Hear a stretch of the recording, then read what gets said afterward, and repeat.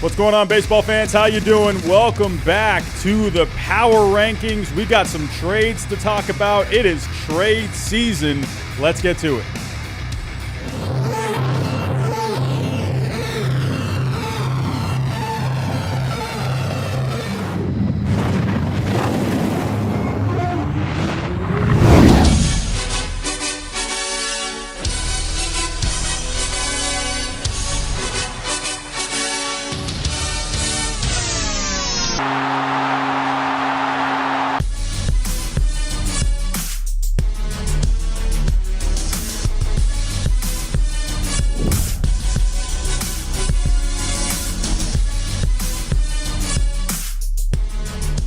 And what is going on, baseball fans? Hello. 142 people to start things off. What is going on? We have not done the Power Rankings now for what feels like a month. It feels like it's been forever. What's going on, everyone? How are we doing? 142 people in the chat to start things off. I think that might be a high for this channel. I think that might be a record for this channel to have that many people starting off the Power Rankings. So, hey, good to see everyone. Hope everyone's doing good. Hope everyone had a good week. Yeah. Hey, my Red Sox today, they were looking terrible. They were about to get no hit, and then we came out of nowhere and won that game. That was awesome. But again, hope everyone is having a great week. Hope everyone had a good weekend. Before I get started, if you are new, hit that subscribe button, hit that like button for me, everyone. That's going to help this stream get out to more people. Hit the bell button if you haven't already. I'm telling you, that bell notification. I'm trying to upload as much as I can, so you don't want to miss anything. And if you can, share the stream tonight if you know anyone that might want to join in and talk about some baseball. So let's kind of get into it. So we got a few things to talk about before I get to the Power Rankings. We have a big trade with Adam Frazier going to the Padres. The Mariners are showing some interest in Whit Merrifield, and I'm going to talk about Byron Buxton for just a little bit. So we might as well just get started right away. Again, thank you all for coming out tonight. Really appreciate that. But here we go. Let's get to the main story. Adam Frazier heading to the Padres. I love this move for the Padres. Adam Frazier, no, he's not going to be a prolific bat out there, but Adam Frazier, really solid player. To me, Adam Frazier is one of those guys where he'll fit in on any team he goes to. He's going to give you a very solid bat. He's going to be able to move around in the field.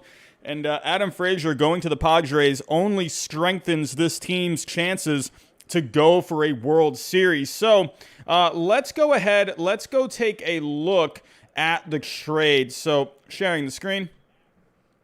Okay, so as we can see here, like I said, Padres have acquired Adam Frazier. So the deal was, and actually I want to pull up really quick on baseball trade values. They had the trade simulator here. If anyone's not familiar, this is a trade simulator. It's probably the best one out there today, in my personal opinion. They have over a 96% accuracy rate of over 200 real-life trades. So baseball trade values, definitely a very valuable website. It's not going to be perfect by any means, but for the most part, they're going to be very good. But they had, baseball values, Twitter. So one of the players was not in their system, but they did put the trade here. So as we can see here, so the Padres acquiring second baseman Adam Frazier. He has a $14.4 million median trade value. So the way they come up with that value is they take their value of performance on the field, they subtract how much money he's making, and that is the number that spits out. So in return, the Pirates are getting an infielder, I think I'm saying this right, Tusupita Marsano. They're getting a right-hander, Michael Miliano. I believe he's in single A at the moment, and they're getting a double-A outfielder, Jack Sawinski. He was the one that was not in the system. This deal was rejected by the baseball trade values model. Again, it's not a perfect model by any means, but this goes to show, I don't know, I'm wondering kind of, because the values were pretty far apart. And they also wrote here too, Frazier and Marsano's values were updated this morning to reflect their July performance. We have already applied a heavy positional penalty to Frazier's value due to the recent trend of second baseman being underpaid, though it's possible our penalty is not heavy enough. So I would probably value an Adam Frazier probably anywhere from like a 10 to a 12. I think that seems to be pretty fair for me. Adam Frazier, again, he's not going to be like this prolific bat. He is having a very good all-star season.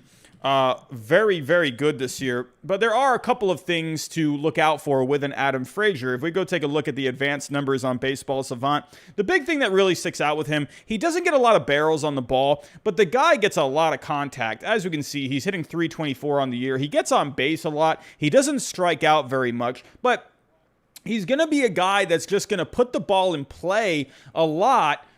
And let me actually go point out one more thing here on Fangraphs. So Adam Frazier has a very high BABIP, so that suggests to me that he's having a lot of balls fall in play. His average BABIP in his career is .314, and the BABIP this year is .362. So it seems like he definitely could be getting a little more luckier than usual. But overall, to me, Adam Frazier is a guy that has just been pretty solid for the most part. He gets on base a lot. He makes a lot of contact. He doesn't strike out a lot. He doesn't walk a lot either. So that's kind of the thing with Frazier. He just makes a lot of contact. But this is a guy, he puts the ball in play. And hey, you got to love that. So, and he's going to be able to move around. He can play second base. He can play a little outfield. So I think for Frazier, I think he's going to be a nice fit on the Padres. So let's go take a look at the Padres as of right now. And we'll also pull up the standings while we're here too. So looking at the Padres, if we were actually, let me go to roster resource. All right, 239 people to start things off. You guys are awesome. Thank you, thank you. But as we can see here, so they have him plugged in right field as of right now. But this is a guy where, hey, this is a spark plug at the top of your lineup. He's going to make things happen. He's going to put the bat on the ball. And to me, I think he just makes your team better. Now, the question is are they going to, what are they going to go with here? You got a Frazier. You got a Will Myers. I mean, Will Myers is not having a bad season by any means. If we take a look at Will Myers, so Fangraphs seems to think, well, Myers' playing time is going to kind of get sacrificed a little bit. He's not having a bad year. I mean, the average is a little low. A respectable on base at 332. I mean, he's got the 12 home runs, 45 RBIs. It's nothing, he's striking out almost a career high at this point, but definitely not striking out more than he was in 2019. But, the strikeouts are still there with him. The ISO percentage is still pretty decent with him. So it's going to be interesting, but it looks like, they're bringing in a Frazier here. Again, he's going to be a utility player for them. He's going to be able to move around. So I don't think you're going to see Will Myers lose a lot of playing time. But I think Frazier, ultimately, I think it's a good fit, and I like it. And I think for the Padres, this is a team. The offense has gotten a lot better in the past month. And going into July, they were pretty middle of the road. They were kind of hovering anywhere from like around, 15th, 16th in Major League Baseball on offense. So Frazier, the fact that he's going to put a lot of bat on the ball, I think that's just going to be nice for this team. It's going to give them a different dimension. I like it. I like it a lot. I'm a big Adam Frazier fan. Again, I don't think he's a superstar player by any means, but I just like what he brings to your team. He's going to just bring you some value. I like it a lot. So Frazier, I think that was a really good move for them. So tell me what you think in the chat. Let me know. Give me a thumbs up if you like this move for the Padres. Give me a thumbs down. Let me know what you think here in the chat. I want to see what you guys think here. So already seeing some thumbs up to start things off here. Let me know what you guys think. Thumbs up or thumbs down. But yeah, William Fulgham, getting back to the actual trade itself, I didn't really get into it too much because you can't really see the values, but let me actually go back to the screen here. So looking at the values here, so it's looking like the Padres won this trade. So it's making me kind of wonder here. I mean, yeah, let's say you want to bump down Frazier's value. Let's just say a 10. Let's say he's worth $10 million. But then you're getting, a few prospects where, Marcano, sorry if I'm pronouncing it wrong, but a 2.6 million value, Miliano 0.4. So that's at around 3. So that's right there a difference of 7 million. And then for Sawinski, he's not a at least he wasn't a top 30 prospect coming into the season. So, but I mean, I don't think he's going to have a lot. He's probably going to be right around this, like a 0.4, anywhere like that. So overall, I mean, let's even just say his value's a 1. Let's just say it's 1 million. You're looking at like around 4 million total going back to the Pirates. Dylan, welcome to the channel, my friend. Hello, hello. Also, we are very close to 11. Oh, we hit 11,000 subscribers. The channel growth on this, oh my goodness, the growth on this channel has been amazing. Thank you all so much. We just hit 11,000 subscribers. Awesome, awesome. But, let's say the total value going back to the Pirates here, it's around 4 million. So overall, you're seeing a difference of around 6 million there. I'm wondering if maybe Cherington was, working the phones, trying to see what he could get for a Frazier. Probably wasn't really liking what he was seeing, because I'm wondering, I mean, we still have, 5 more days until the deadline? So kind of wondering why he did it now. I mean, maybe the Padres were saying, hey, we're going to move on. Marcano is a player that could end up being like an Adam Frazier. He's a utility kind of guy. He can move around. I think that probably, to me, I think Cherington probably liked these players. He probably maybe wanted something better, but to me, he probably just didn't like what else was out there or what else he was hearing. So I think he just bit on this while he could, because who knows if maybe just the market for Frazier really wasn't that strong and teams weren't really I don't know why teams wouldn't be interested. He's inexpensive, he's versatile, and he's under control for next season too. So, but overall, I think it's good for the Padres. I like it. I like it a lot. And to me, and yes, William Fulgham with a super chat coming in, and then yes, the Padres also got cash. So, to me, the Padres won this trade. We're going to have to wait and see what these players end up being. I will say this, though. While on paper, it looks like maybe the Pirates possibly lost this trade, I'm telling you, trust Ben Cherington. Ben Cherington is invaluable. I mean, he really helped set the Red Sox up for success with their farm system. I'm telling you, Pirates fans. Whoa, Jesus, I had the volume really loud right there. But there's that super chat coming in. Thank you, William Fulgham, again. But yeah, trust Ben Cherington for the Pirates. I telling you, trust that man. He helped bring in just a lot of good talent for that Red Sox farm system years back. So, okay, but let's get back here. Let's do this. And also, I actually want to put on a little bit of. Hold on, let me set the mood here. I've been playing a little bit of music lately on the channel, or on the videos I've been uploading. So I'm gonna do that. I'm gonna put a little bit of relaxing music here for you guys. Here we go. Let me just plug this in. So our next story that we're gonna talk about. Let me hit play on that, and then we got another.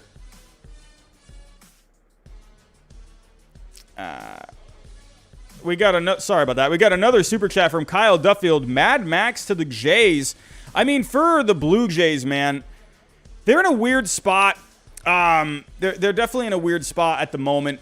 And, I mean, I would love it. I would love it for that team. I wonder if the Blue Jays bite on it. I would think maybe a team that's more probably, closer to contention, something like the Padres or the Giants or the Dodgers. I could see one of those teams really going for him. And that's actually where I think Max Scherzer is going to end up going. I think he's going to end up going to one of those 3 teams. That's just my bold prediction here. You heard it here first. But here we go. Let's get to the next story.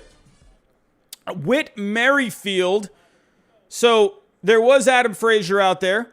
But now that he's gone, he is now a Padre. We got Whit Merrifield out there, and I think Whit Merrifield is just such a solid player, and the Mariners are showing some interest. So let's go talk about this. But hold on one second. Let me just do something here.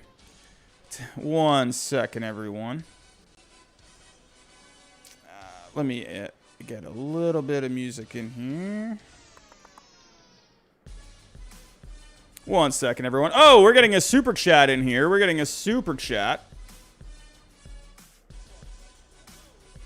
Seattle Town M's just here for the weekly fix of look at the Mariners. This may not be the year the streak is broken, but we are definitely turning a corner. You, as a Mariners fan, you really got to like, what we're seeing right now.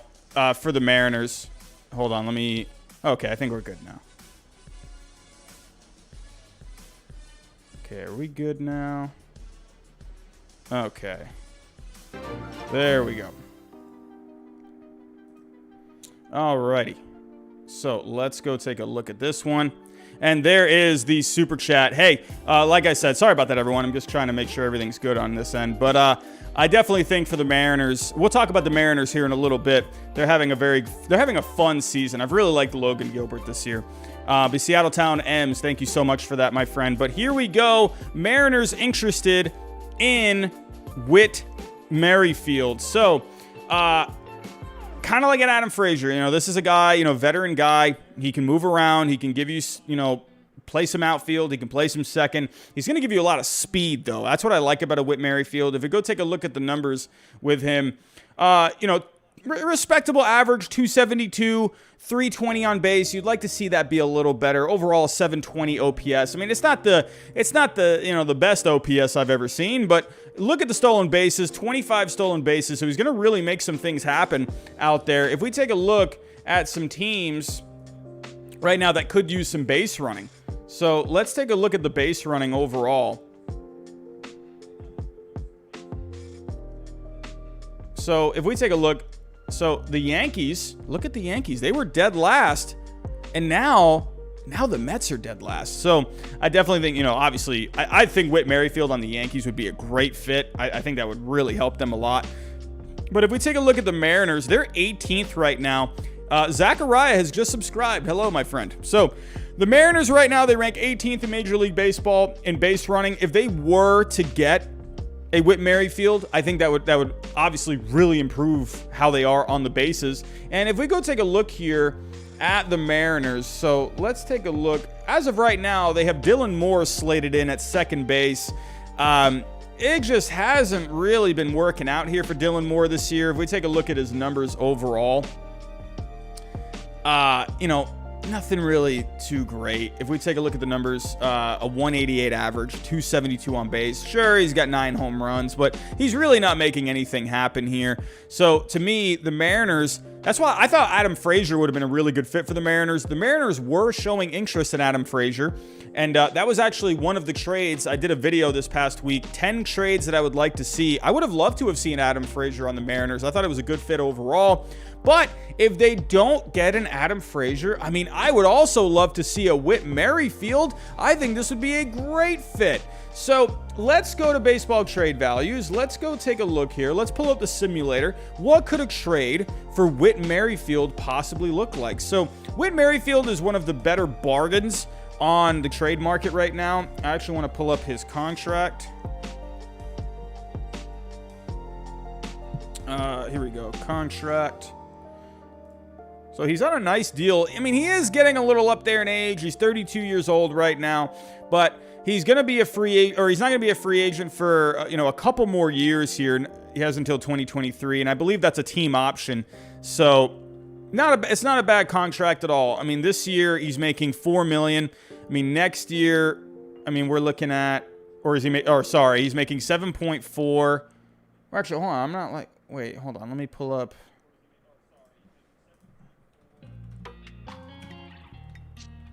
What is he making this year? I'm getting confused on how this looks. So, wait, why would he take a pay decrease? Or maybe that's how they have the contract set up. Because usually you see guys making more as they go on. I mean, so he's right now on a 4-year, $16.25 million contract. So he's averaging about $4 million. So it looks like, I mean, for next year, he's actually going to be cheaper. So they probably set it up that way. The older he gets, you know, he's going to be a little cheaper. So it looks like he's peaking on the salary right there. So, I mean, either way, it doesn't matter. Whit Merrifield, very good value. So I think if you were to go make a trade for a Whit Merrifield, let's go see what it would look like, at least on BTV. So Royals here, let's pull it up. Alrighty, Whit Merrifield. So as of right now, he has a 31.6 value. So, and that's considering the contract, how he's doing this year, track record, everything like that. So for the Mariners, they would have to give up a couple of prospects. I wonder if maybe that's a little high. I love Whit Merrifield as a player, but I don't know, just the year he's having, it doesn't scream like these years that he's had in the past. It looks like he's starting to maybe show a bit of decline. I mean, the on-base is lower, the slugging is lower, the batting average is lower. So he's still stealing a lot of bases. He's driving in runs. So, again, I don't know if he's really at the level that he was at in, let's say, 2018 and 2019. But, I mean, he's playing respectable this year. And, again, he's providing very good base running. So, if we go take a look here at a trade. So, again, according to baseball trade values, 31.6. I would even say, I don't know, maybe like 25. I could see something like that, too. But let's go take a look here. What would the Royals... or what would the Mariners, have to give up? If we take a look, I mean, you're probably looking at, I don't think you're going to have to give up any top prospects at all. You're not going to have to give up a Julio Rodriguez, a Kelenic, a Hancock, a Kirby, definitely not a Marte, even a Cal Riley. I think you could probably get something done, anywhere from, the 7 to like 15 range. I think a lot of that would make sense. Michael Yanch, with a $5 super chat. Mad Max to the Padres. I believe in AJ. Would not be surprised to see the Padres make a deal. Would not be surprised at all, my friend. So thank you very much for the $5 super chat. But taking a look, let me close out some of these tabs. Here we go. So let's pull up here. Let's put maybe one then, maybe a Brandon Williamson. Let's take a look at that. So then is that a 4.9? Williamson, 5.8. I mean, maybe you could throw in a major leaguer in here. Maybe even a Dylan Moore. Maybe you could send a Dylan Moore back to the Royals. And even here, I don't know. I'm wondering, I don't know. Definitely not, you're not going to have to give up a top 5. There's no way the Mariners would give up any of these guys. 1 through 6, they're not giving these guys up. Maybe you could do a Deloche. I could see maybe something like that. 5.4. I don't know. You're getting into the territory here with some of these guys.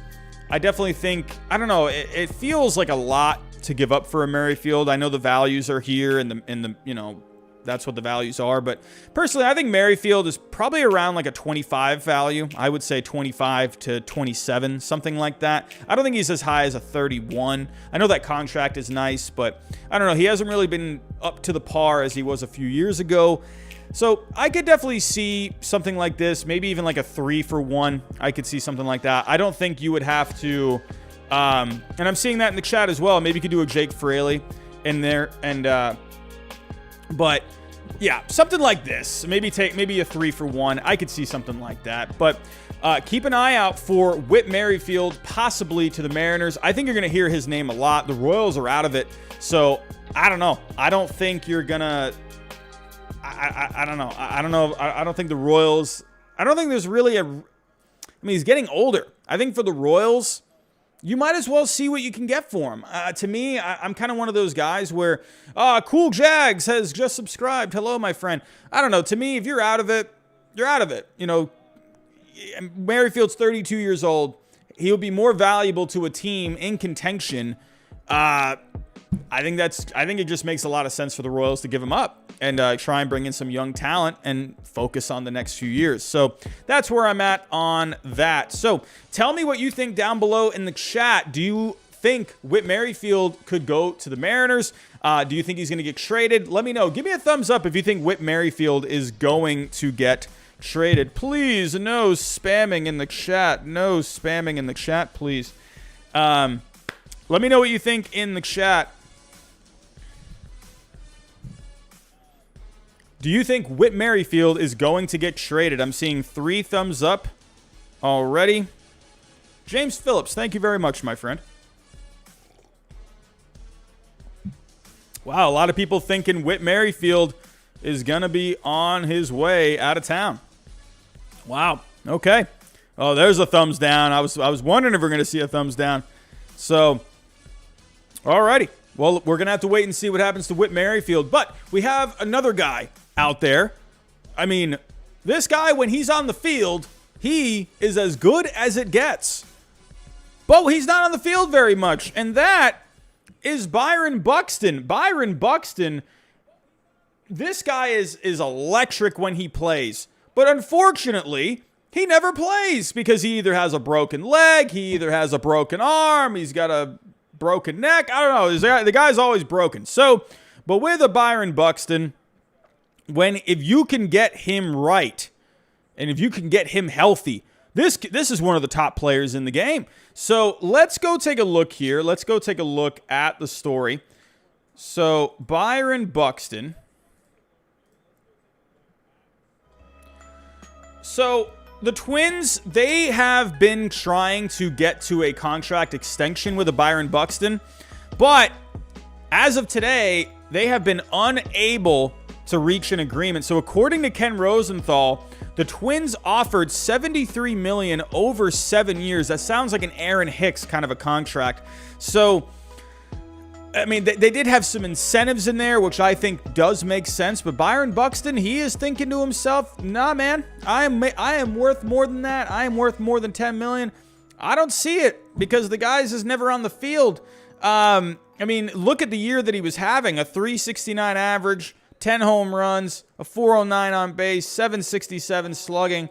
If we take a look at the game log, I believe he is still out. Oh, we got a super chat coming in. Matthew Palevsky. My Guardians will make the playoffs next year. Lots of talent on the cusp. Injured pitching killed them this year. Yeah, the Mariners definitely had a tough break this year. Or Mariners, sorry.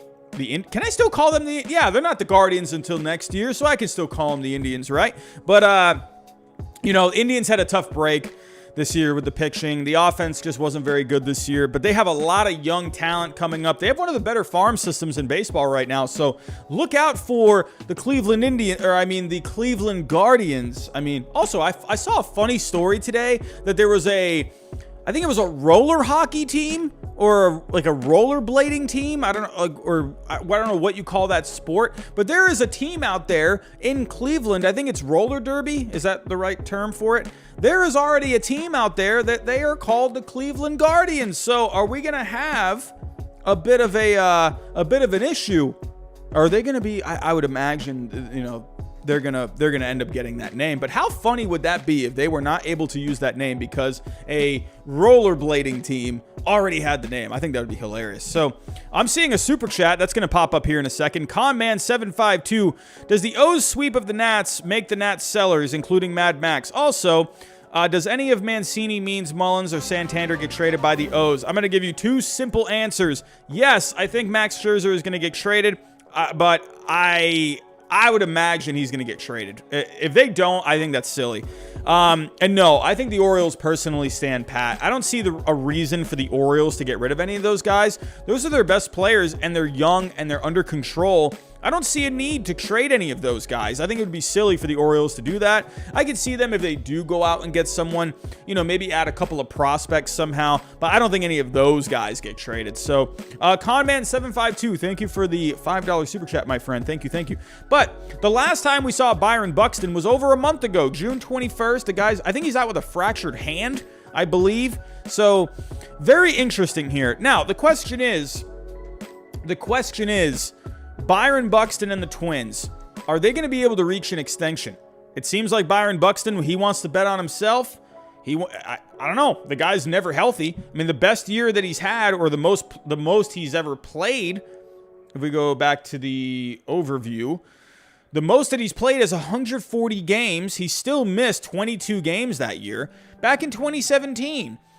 But, I mean, the talent is there. The talent is there with him. It's just he can't stay on the field. So, I don't know. It's going to be interesting to see. If we go take a look here at the value of a Byron Buxton, what would a trade possibly look like? Well, I'll tell you right now, according to baseball trade values, it is probably not going to cost a lot to get a Byron Buxton. As of right now, let me get rid of all these Mariners. I don't know. Let's say... Oh, look at that. They already updated it. It says Guardians. That's funny. I didn't realize that. But I don't know. Let's say the Astros. The Astros have been looking for a center fielder. I don't know if Byron Buxton's the answer, but let's say Byron Buxton to the Astros, just for an example. So as of right now, he has a value of 20.5. And the reason that value is not higher is, again, he can't stay on the field. I mean, this was a high draft pick when he got picked years back. The talent's there, but it's not going to cost a lot. Oh, Byron Trujillo has donated $2. Who do the Giants go for, Scherzer or Kimbrel? You know, I don't know, man. I don't know. Who do the Giants go for, Scherzer or Kimbrel?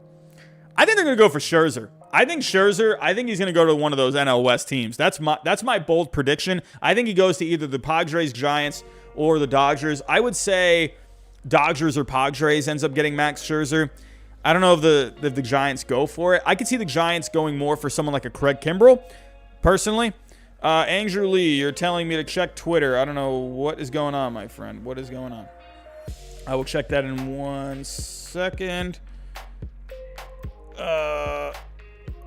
Okay, I can't look at this right now. But anyway, looking at this, so Buxton's not going to cost a lot. He's going to cost you probably a couple of decent prospects, maybe a few good prospects.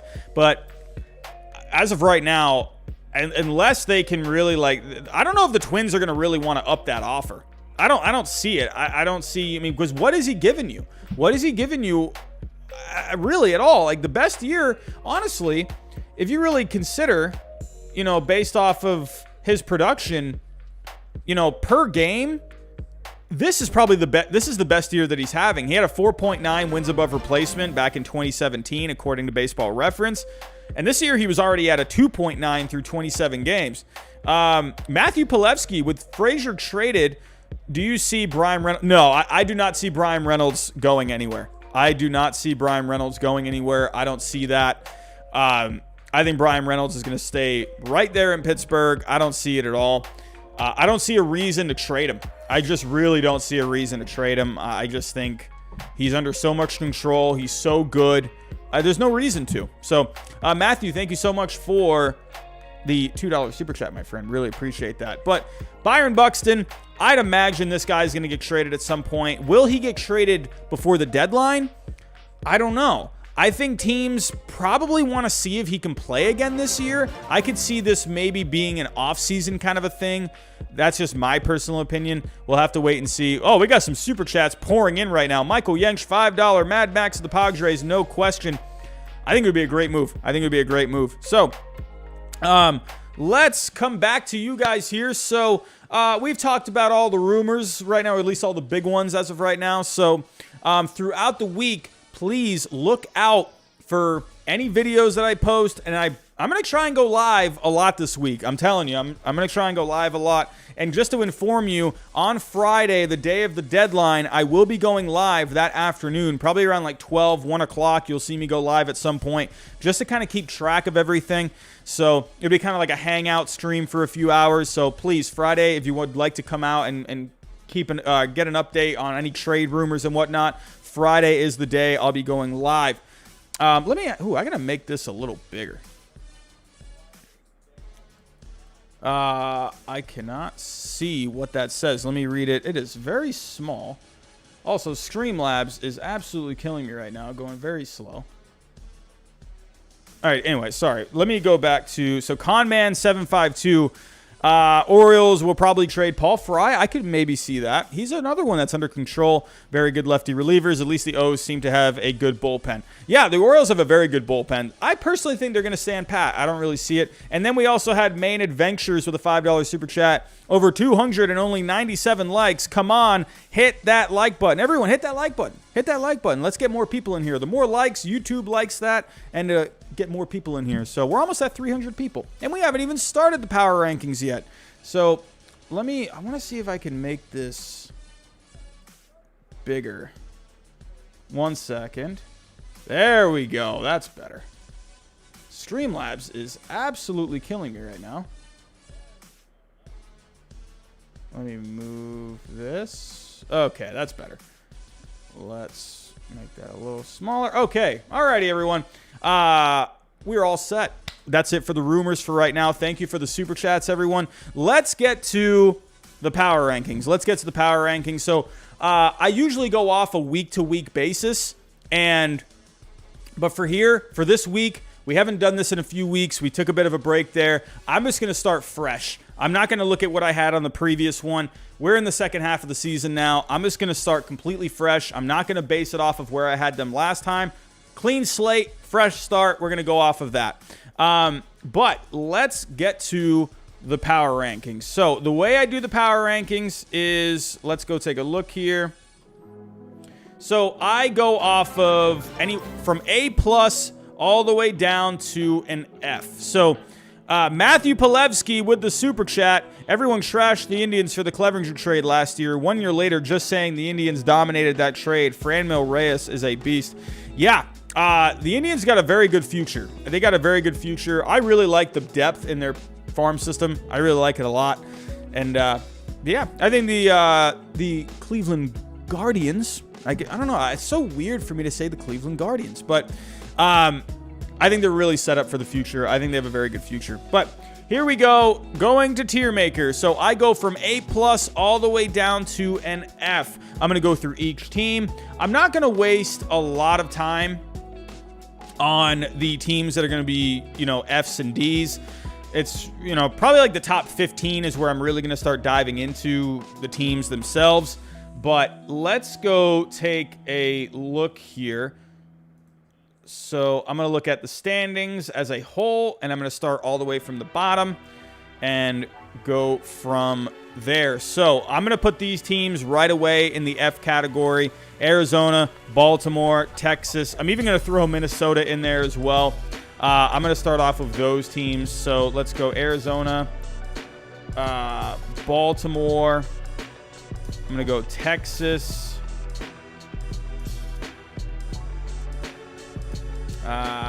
Who are the other ones? We had Pittsburgh, the Twins. So those are easy ones for me. For the Marlins are an interesting one for me. I really like the pitching that they have. They just haven't really been able to come together. The bullpen's been kind of a bummer. The offense just hasn't really got it going. I think Starling Marte is going to get traded eventually. I'm going to put the Marlins at a D as of right now. For the Royals, they have been playing better as of late. I do like the pieces that they have on this team. I just don't think they're just not a good team overall, and they're still a ways away. I'm going to put them as a D for right now. The Rockies, hey, this Rockies team, they actually have a pretty decent offense this year. It hasn't been too bad, even without Nolan Arenado. The Rockies, hey, look out. They just need some better pitching. But for the Rockies, yeah, I'm going to put them as a D for right now. I'm not really seeing too much as of right now for them. I think for the Nationals, they were looking pretty good there, but they've really fallen off. To me, if they don't sell, I don't really see... if they don't trade Max Scherzer, I don't see what they're doing. To me, they got to trade this guy. They don't have a very good farm system. If we were to actually pull up real quick, let me go to the board here on Fangraphs, and they have a farm system ranking, and as of right now, Washington is 29th. To me, if the Nationals don't start trading some guys, I'm going to find that completely crazy. You don't have a good farm system. You're out of it. You're not playing good baseball. I mean, there's still some pieces on this team I like. I'm going to put them as a D for right now. For the Tigers, they've actually been kind of fun. They're playing pretty good lately. They've lost 3 straight, but they're 7-3 overall in their last 10. Pretty surprising. For the majority of this season, I had the Tigers as an F, but they've really started, stepping up a little bit. They've had some fun guys on this team. If I were to go take a look at the Tigers really quick, there we go. Over 300 people in the chat. Here we go. Tigers. Casey Mize. You got... unfortunately for Spencer Turnbull, he has had to undergo Tommy John. But, okay, the Tigers is not loading for me on Fangraphs. You are killing me, Fangraphs. Killing me. All right, so, okay, I'm not going to go into the Tigers. But, I mean, overall, like I said, I've had them as an F for a lot this season. But, hey, they're playing better, and they've been pretty fun. So, nope, still loaded. Oh, there we go. Here we go. So, real quick. Hey, I've really liked some of the guys that they've had. If we were to take a... let me actually pull up the numbers really quick. Fangraphs is killing me right now. But Akil Baddoo has been really fun this year. I really like him. I really like Akil Baddoo. he has been pretty decent this year. I like him a lot. He's going to give you a bit of an all-around game. Only 22 years old. Look out for Akil Baddoo. But if we take a look here, Casey Mize this year, he's having a pretty decent year. FIP is higher than that ERA, so he is getting some help out there. But, Cisnero has been pretty good this year. Soto, Scooball has been okay. That FIP is creeping up near the 5s. So, hey, Fulmer, I mean, I believe he's had some health issues this year. I feel like I haven't, so he's right now rehabbing in AAA. So he was dealing with a neck thing. But, hey, there are some pieces on here. Matt Manning came up this year. He's only had 6 starts. Not a lot to be excited about this year, but I think Matt Manning, this is a guy to look out for. Hey, they've had some fun pieces, but overall, they're only at a D for me as of right now. And I believe we can kind of start getting into, some other teams here. For the Atlanta Braves, 48-50, they're just such an up and down team, and they lost Ronald Acuna Jr. You brought in a Jock Peterson, which I thought was nice, but Atlanta, they're just so up and down, and they got a plus 37 run differential, but that pitching has been kind of just middle of the road this year. The bullpen hasn't been very inspiring. I still think they got a chance this year, especially in that NL East. That NL East is up for grabs, and I don't think it's really out of the question to say the Braves could go for it. I mean, the Phillies are right there too. I mean, especially with the Mets, they haven't really had a lot of luck with injuries or keeping their guys on the field. I think the Braves, they could make a run. If they could maybe make a trade and, tweak that bullpen a little bit. Starting pitching, I don't know. I think the starting pitching is fine for the most part. If we were to take a look at the numbers, let me go here. Let me start pulling up the stats here. Okay, so let's look at the starting pitching really quick. Where do the Braves rank? Well, as of right now, the Braves are 16th. Like I said, middle of the road. It's not bad by any means. They're having their guys make their starts, but they've had a couple of injuries this year, but nothing really to, get, too hung up over. I mean, they lost Noah at one point because he broke his hand. Smiley has been kind of that FIP's in the 5s. Morton has actually been pretty decent. Ian Anderson, been okay. Max Fried's been okay. It's just been middle of the road. Like, it's nothing great. It's just that bullpen for the Braves. That Braves bullpen, it's, 13th. It looks like they've been doing better as of late. I remember that they were ranking in the 20s at one point. So that bullpen's definitely been stepping it up. But yeah, so for the Braves, as of right now, I'm just going to put them as a C. Not really going to go too crazy. I think for the Braves... Oh, Sound FX with a $10 super chat. If I'm honest, the Braves series against the Mets will decide if the Braves buy or sell. I'm thinking C at this point. Oh, look at that. We agree. We have the pieces to win, but it is just not coming together. I say C at best. Sound FX, I am right there with you. What perfect timing, my friend. Sound FX, I really appreciate that. Man, you guys are going crazy with the super chats tonight. Really appreciate that. AK Vlogs. Yeah, I'm telling you, man, it's starting to grow out a little bit. Appreciate that. Alex Silva, another super chat. You guys are going crazy. Mike Hawk is saying Kimbrel to the Padres. Could you imagine Kimbrel on the Padres going back to the Padres? I think that would be huge. But let's move on here to the Cubs. There's that Alex Silva super chat. I think Kimbrel on the Padres. Don't be surprised. The Padres have been waiting for this moment, and they are going guns blazing. They want that World Series. I think they could win it this year. But here we go. Cubs, they fell off the face of the planet. They're going to go sell mode. I mean, as of right now, they're a C to me. They're neither bad or... They were looking really good at one point. They were a B. I think I had them as a B+ at one point. I think that's as high as they ever got on my power rankings. But, yeah, for the Cubs, they're going to go sell. They're going to sell. It's Chris Bryant. Could you see Anthony Rizzo, Javier Baez? I mean, I don't really see why you hang on to those guys. I mean, I could maybe see an Anthony Rizzo, like an extension. I could see something like that. Javier Baez, I could also maybe see some kind of an extension for him, because I don't think he's going to really get a big contract out there. He's either like a home run or bust kind of a guy. He's going to give you some good fielding, but I don't think he's going to get more than someone like a Corey Seager or a Trevor Story. I just don't see that for a Javier Baez. So I could maybe see the Cubs, maybe, him coming back, locking him up for a long term, maybe like a hometown kind of a discount. We'll have to wait and see. But yeah, for the Cubs, as of right now, they are a C. They're going to be very active this week. Get ready for some Chicago Cubs talk this week. Moving on to the Phillies. I'm going to put the Phillies as a C as well. I mean, they're just, again, this up and down team. They're kind of right there alongside the Braves. The Phillies are just such an up and down team. I'm not understanding this team.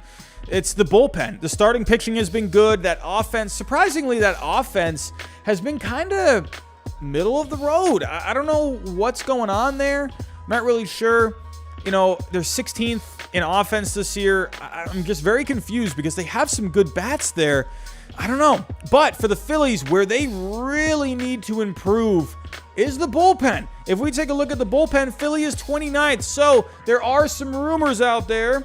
Since we're talking about Craig Kimbrel, they have had some people scouting the Cubs, and they're, excuse me, I just slightly burped a little bit. I apologize. But so according to the Philadelphia Inquirer, or actually, I don't know if it's the Philadelphia Inquirer that's reporting it. Who was the one? Oh, John Heyman. So the Phillies are indeed in on Craig Kimbrel, who could transform their beleaguered bullpen. Lots to talk about with the Cubs, as they like Andrew Chafin and Brian Tepera.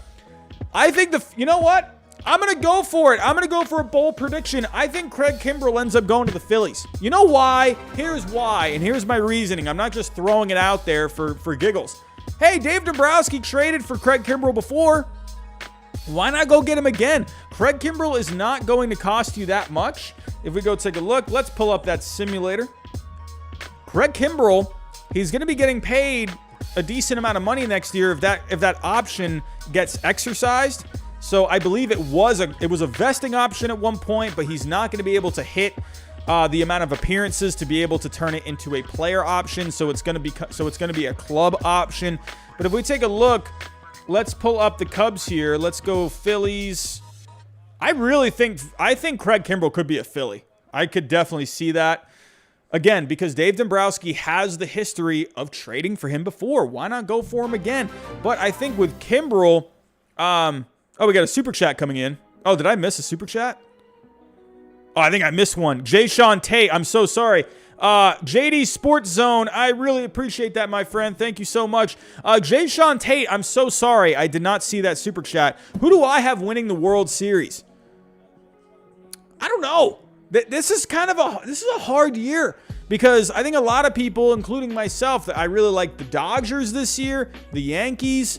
I mean, the Padres are good. I'm going to be honest. I have a bit of a dark horse pick.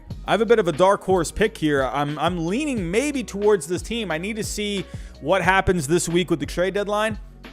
Don't count out the Rays. Don't sleep on the Tampa Bay Rays. I'm just saying. I like that Nelson Cruz move. I think if they can get a pitcher, I think that'd be really good. If they can get Glasnow back, I think that would be amazing. Don't sleep on the Tampa Bay Rays. I think they could make another run. And I'm not trying to be biased here. I'm not trying to be Giraffe Neck Robbie. But, I really think the Red Sox might have a chance this year. I really do.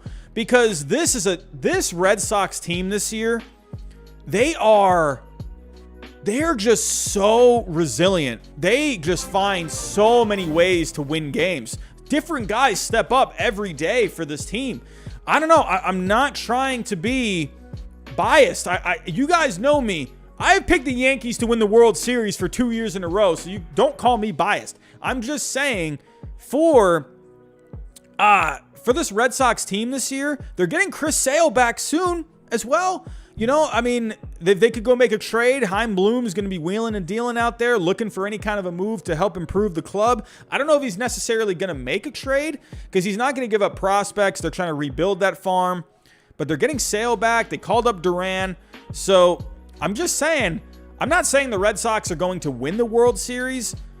I don't think you can sleep on them. I don't think you can count them out because they just find ways to win games. And they do well against teams that are over 500. So they're a very competitive team is what I'm trying to say. They're very the Red Sox are hard to beat this year. So the Boss Gamer 27 just subscribed. Hello. But that's how I'm thinking. I'm thinking right now, if I were to pick 3 teams, I mean, let's go 4. I like either of those teams out in the NL West. I like the Rays. I like the Astros.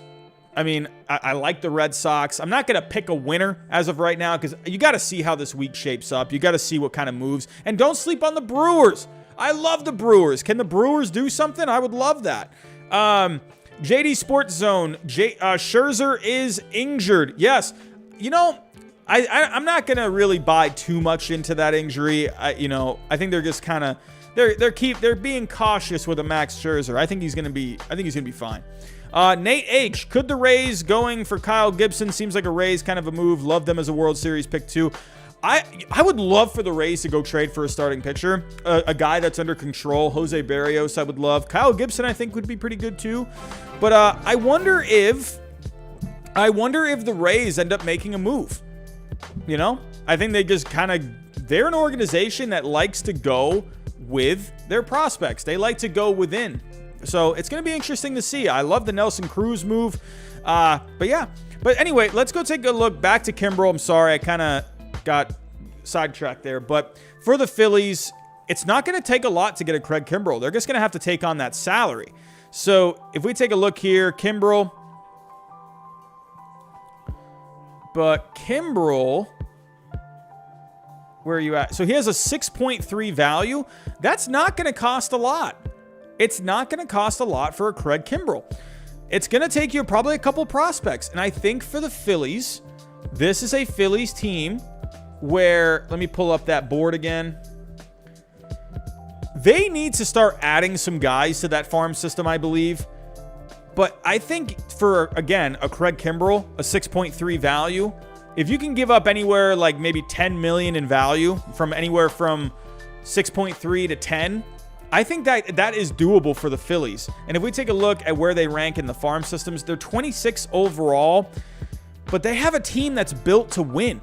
They have a team. Oh, I just got a notification. San Diego working to acquire a starting pitcher ahead of the trade deadline. I'm telling you, look out for Max Scherzer. I think the Padres really could go get Max Scherzer. I'm feeling it. They're gonna make a trade. But here we go. The Phillies, I think, could go get a Kimbrel. I don't think that's out of the question. It could, a couple of prospects, I think, could get it done.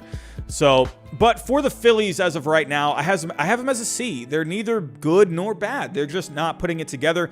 Get a couple arms for that bullpen. I think they could make a run down the stretch. We'll have to wait and see. So, moving on, we have the LA Angels. 49-49. They've won a couple in a row. The defense is not good with this team. The bullpen needs to be better. The starting pitching has actually not been that bad. The offense is fantastic with the Angels. Absolutely fantastic. And I'm not just saying because of Ohtani. You're going to get Trout back eventually. But you got Walsh. You got Fletcher there. Upton's actually been pretty decent this year. For the Angels, though, they're a C. They're just neither good nor bad. They're so up and down. They're just not putting together a run. And they're falling out of this race rather fast. If we take a look at the standings. Oh, crap. I just clicked out of it. MLB standings. Still 300 people strong in the chat. Really appreciate you guys coming out tonight. But for the Angels right now, they're 11 back in the division. They're 5.5 out of a wild card. They're 5.5 out. This season is not over for the Angels. Could they go make a trade? I definitely think they could go get something done. And they could go for a run. And they still have a lot of talent on this team. If they could go add I wonder if maybe they call about Kyle Gibson, or something like that. Go get an arm for the bullpen. Someone that's under control. I could maybe see them calling maybe the Orioles about Paul Fry. Maybe something like that. I could see that. But for the Angels, just right now, they're a C. So moving on, we have the St. Louis Cardinals. I'm putting them as a C as well. It's just an up and down team. I don't know what to say about this Cardinals team. It's just, I don't know. I mean, they're playing a little better lately, but they're just too up and down. They really lack starting pitching depth. The bullpen has been kind of just whatever this year. The offense has been kind of whatever this year. Hey, fun fact, the Colorado Rockies have actually scored more runs than the St. Louis Cardinals. And before you tell me, well, Robbie, it's because they play in Coors Field. Hey, the Cardinals have hit more home runs than the Rockies this year. I'm just saying the Rockies have actually had a better offense than the Cardinals, even after getting rid of a Nolan Arenado. I'm just saying. But the depth for this starting pitching staff for the Cardinals, it's really showing. They're 24th overall in the offense. And like I said, for the starting pitching, they're 21st. They just really lack depth. They lost Jack Flaherty, and it seems like just everything just went down the tubes at that point. But I'm going to keep them as a C for right now. Moving on to the Cleveland Indians / Guardians. To me, this is a team that's a C as well. Right at around 500, they kind of fell off. They have they're 4-6 in their last 10. The bullpen has been very good this year. You got Emmanuel Clace out there. Karinchak's been really good. They've had some guys, but I don't know. It's just been kind of a weird year for the Indians. They were looking pretty good there at one point, but it looks like the talent level just kind of caught up to them. Where are the Indians? Oh, I'm looking for Indians, and I couldn't tell that it just said Cleveland. But, Jose Ramirez, that's a name to keep an eye out for this week. I wonder if they get rid of a Jose Ramirez. I don't know. They got a couple years of control for him, but they could really get a haul for him if they really wanted to. Franmil Reyes has been really fun this year. Really like him. Cesar Hernandez is actually, giving some pop this year, and he provides good defense. The average in the on base, though, just not good. Hey, Bobby Bradley's actually been pretty fun. Look at Bobby Bradley. I mean, the average is low. On base is kind of whatever. But look at the slugging, a 508 slugging. Guy has 11 home runs over 39 games. I mean, that's pretty good if you ask me. But, Shane Bieber, he's been hurt. Savali, I don't know. It's the starting pitching has been very uninspiring for Cleveland this year. The bullpen has basically been keeping them afloat. For Cleveland, the Indians, the Guardians, whatever the heck you want to call them. I'm putting them as a C for right now. Moving on, the Toronto Blue Jays. The Toronto Blue Jays, 49-46. What is up with this Blue Jays team? Look at that run differential, plus 86, and they are 4th in this division. They have a higher run differential than the Red Sox, but they're in 4th place. That is nuts. So, tells me that bullpen, they were blowing some games this year. But taking a look here at the Blue Jays. So, let's take a look at the Blue Jays as of right now. I mean, very good offense. They're 4th in offense this year. The starting pitching, I feel like I'm hearing a super chat. Matthew Pilevsky again coming through. It'd take a king's ransom for Jose to be traded. I agree. As of right now, on baseball trade values, he has a value of almost 100. So Jose Ramirez, it's going to be a lot to get him. So going to be interesting to see. But did I skip the Reds? Oh, MLB Joey. I'm known to be skipping teams. Did I skip them?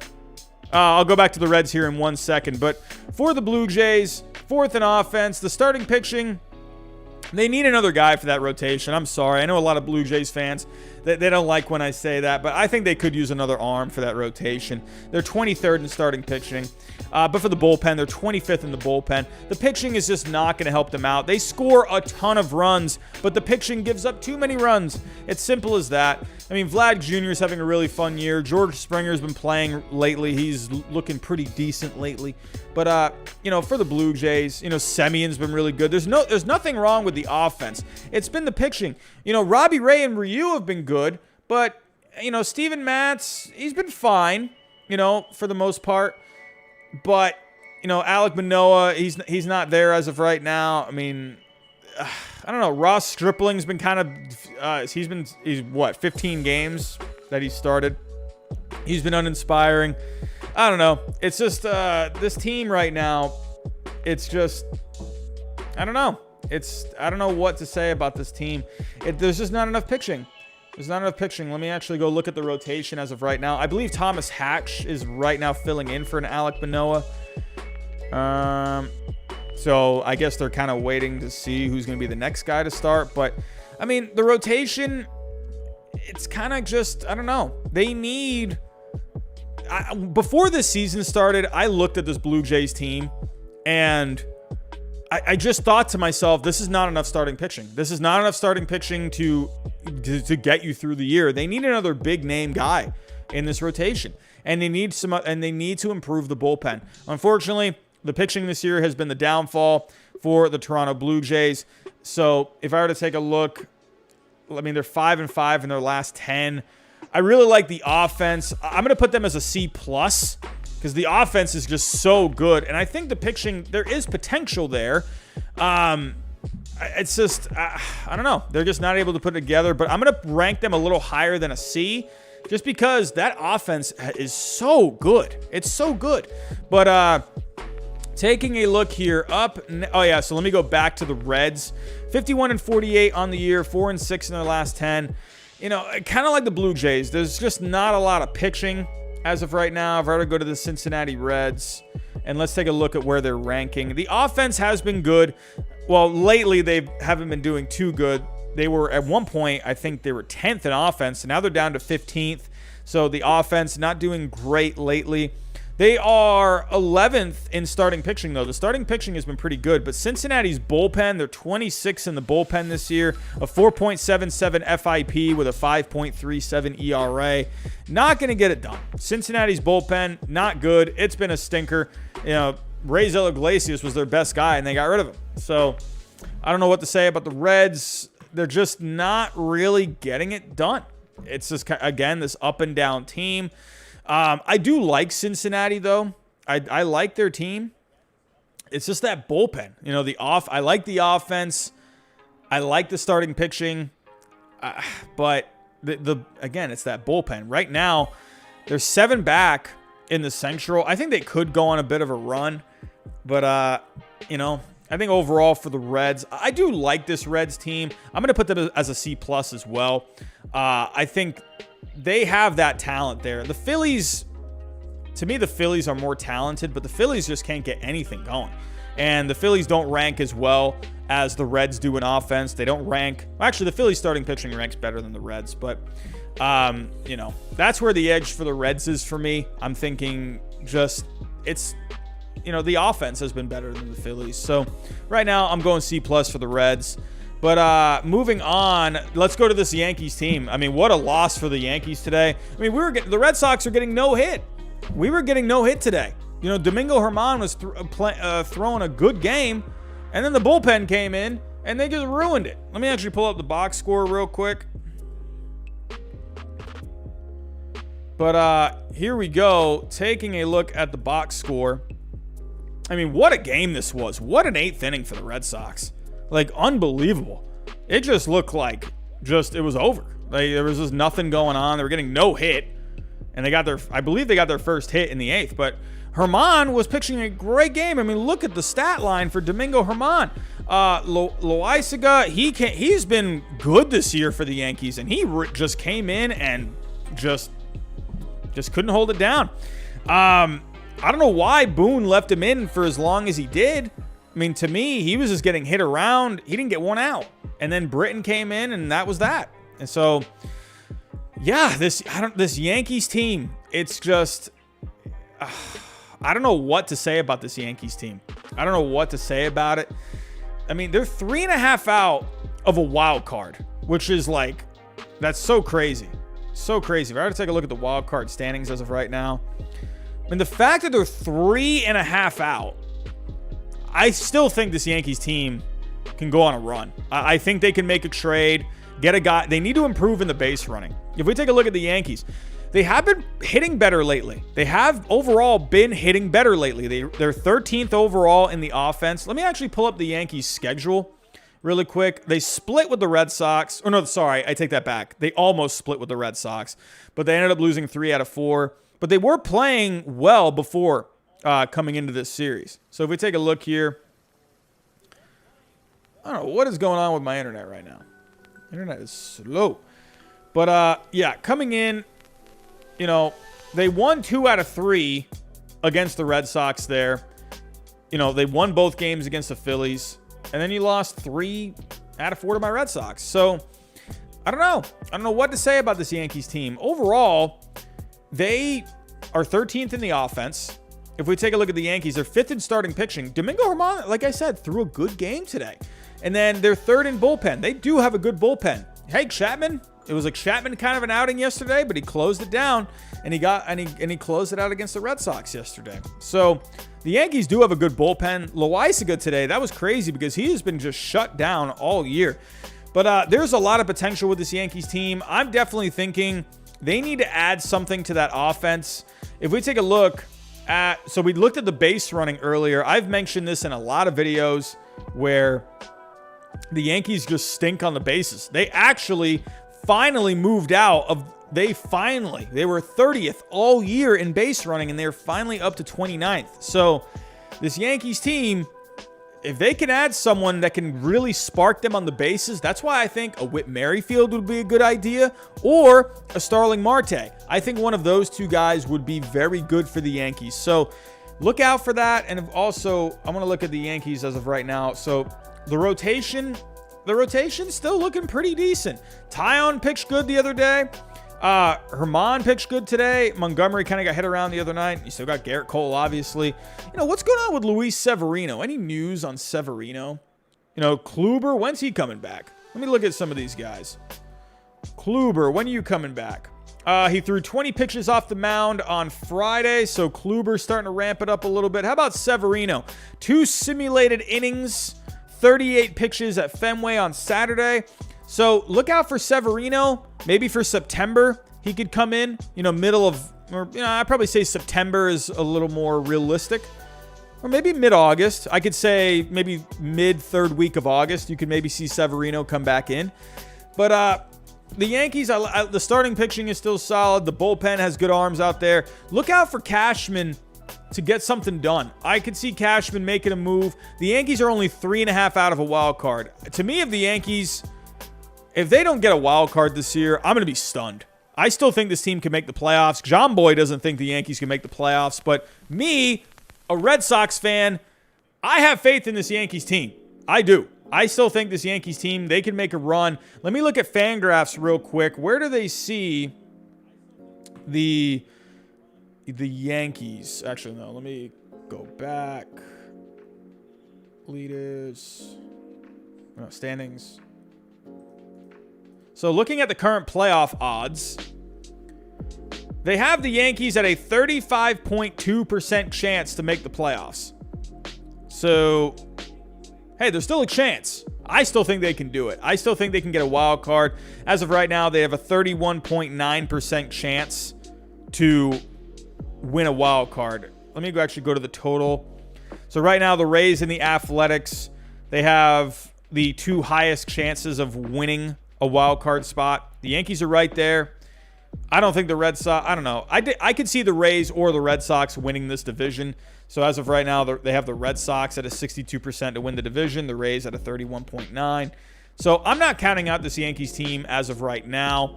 I don't see it. To me, I don't know. Them missing the playoffs to me would just stun me. Like, I'm not giving up on this team. I still think there's a lot of talent there for the New York Yankees. So we got a lot of baseball left. We got all of August. We got this week for Cashman to make a move. You got all of August, and you got all of September. You got 2 months to make a run. I don't see why they couldn't. I don't see why they couldn't. John Boy may not believe in his Yankees, but I do. I still believe in this Yankees team, but that's just me. That's just me. Anyway, moving on. Let's go to the Mariners. Hey, this Mariners team, I've been liking this Mariners team.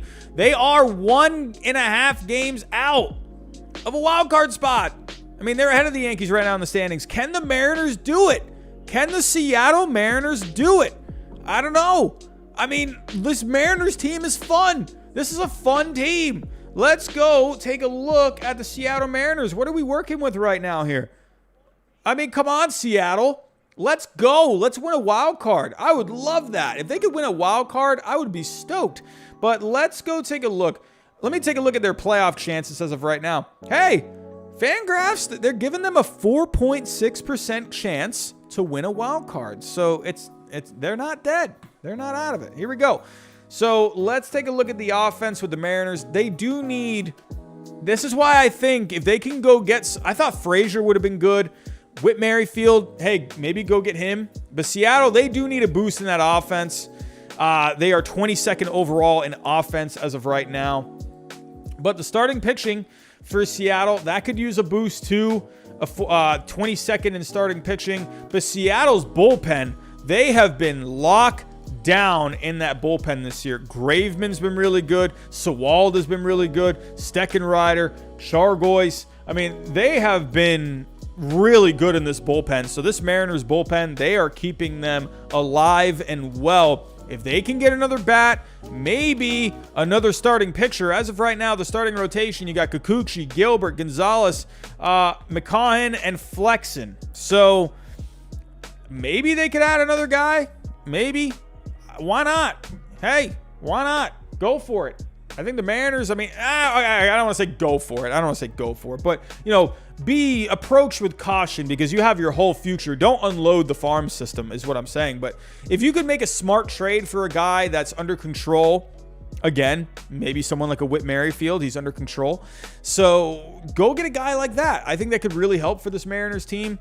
Someone that can help them compete for the next couple of years as well. They could definitely use another bat. I definitely could see that. So definitely a second baseman. Dylan Moore has not been getting it done at second base this year offensively. So for the Mariners, I think as of right now for the Mariners, I'm kind of thinking either a B or a C+. This Mariners team has been pretty fun. I'm going to let you guys hop in here. Let's vote. Where are the Mariners going to go on my power rankings? I'm thinking a C+ or a B. Let me know what you guys think. I'm going to let you guys vote on this. The Mariners, where do you think they should be? A B or a C+? I'm already seeing a lot of Bs. I'm seeing a B+. Ooh, I'm seeing more Bs. That's a good stat, Jason. Mariners are 22-8 in one-run games. You can thank that bullpen.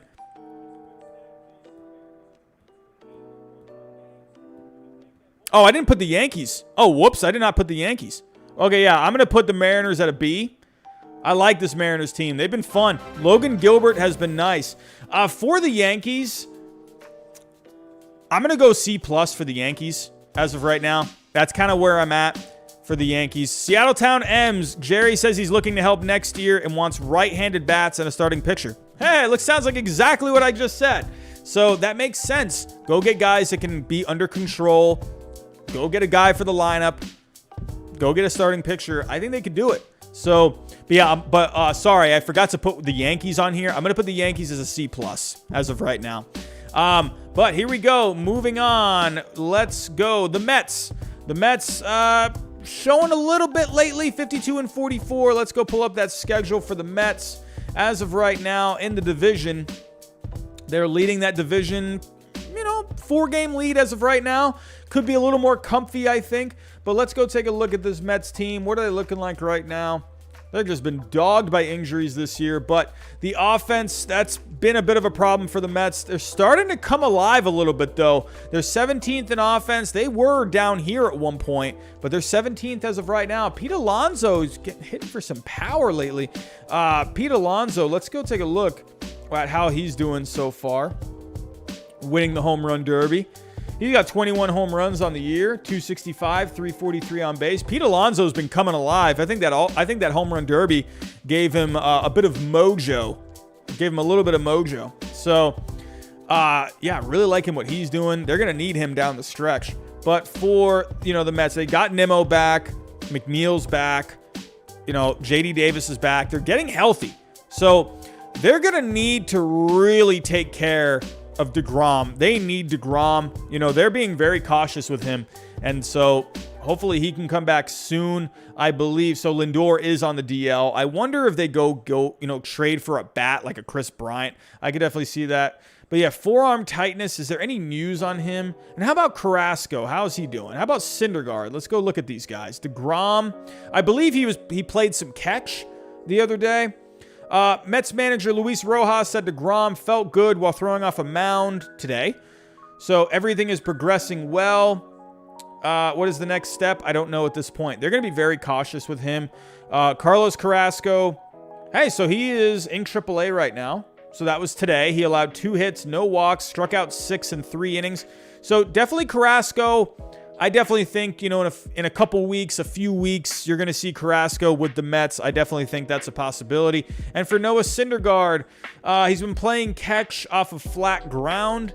And that's the only news we've had. And that was July 3rd. So DeGrom, I think, maybe they'll give him a couple weeks. I could see that. Maybe miss one more turn in the rotation, possibly. I could see a couple weeks to play it safe. But Carrasco, that's going to be fun. Hopefully he can, come back and help this team down the stretch. Lindor, let's see what's going on with Lindor. He had that strained oblique. That's why I'm wondering. I wonder if they could go for a bat. I don't know if they go for Chris Bryant because J.D. Davis is back now. But, hey, they could always go for a Bryant. But taking a look at Lindor. So, yeah, they haven't really said anything about him. So I'm guessing you're probably not going to see him for, 2-3 weeks. Strained obliques, they tend to take a while. So, but let's take a look at, so we said the Mets, they rank 17th as of right now. Let's take a look. They are 4th in starting pitching overall on the year. And the Mets bullpen, they have actually been sliding a little bit. This Mets bullpen has been struggling. Edwin Diaz has been getting hit around a little bit. They're 14th overall in the bullpen. I could see them going for a bullpen arm since they are struggling lately. Maybe go for another bat. I could see something like that.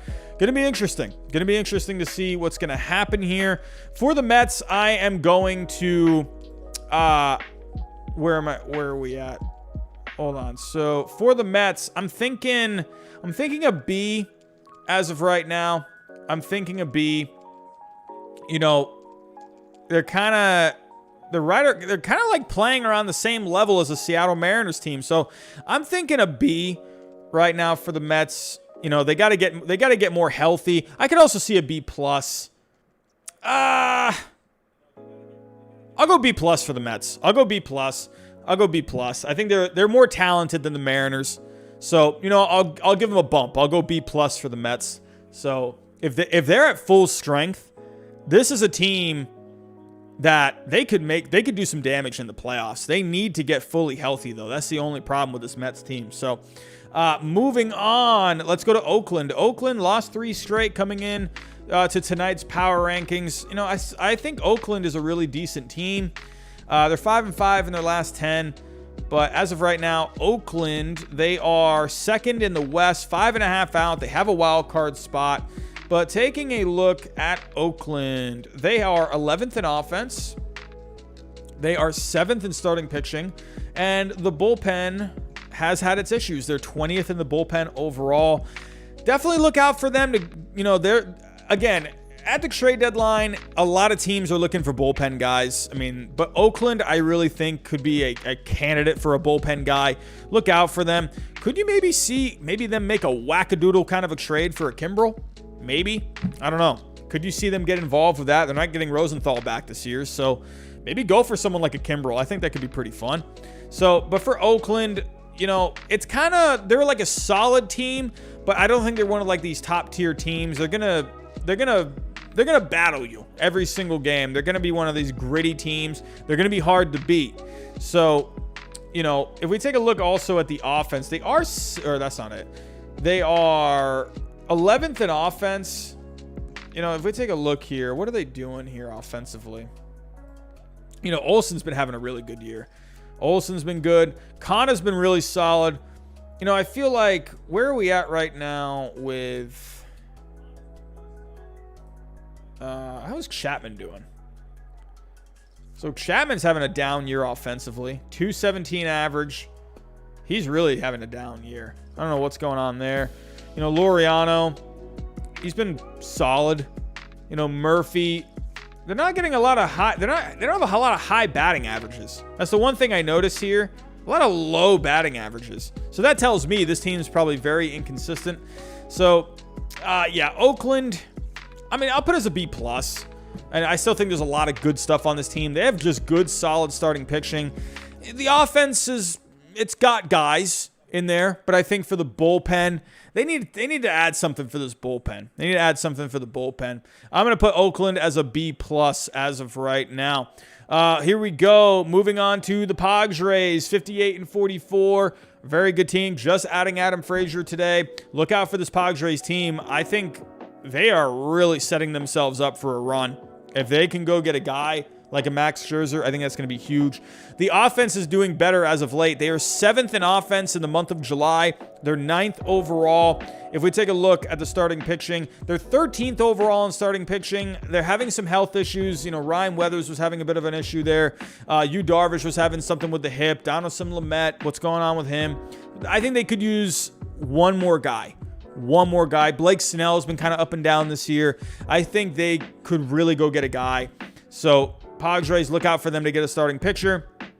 And the bullpen, I mean, hey, you know, everyone could use bullpen help for the Padres. They are 9th, but I could see them going and getting someone, maybe one of the Cubs guys, you know, someone like a Tepera. Randy Yoder's just subscribed. Hello, my friend. But, you know, maybe like a Tepera or like a Chafin from the Cubs. I could see something like that. But, yeah, for the Padres, to me, I think this Padres team is just a solid A. I think it's just a solid A team.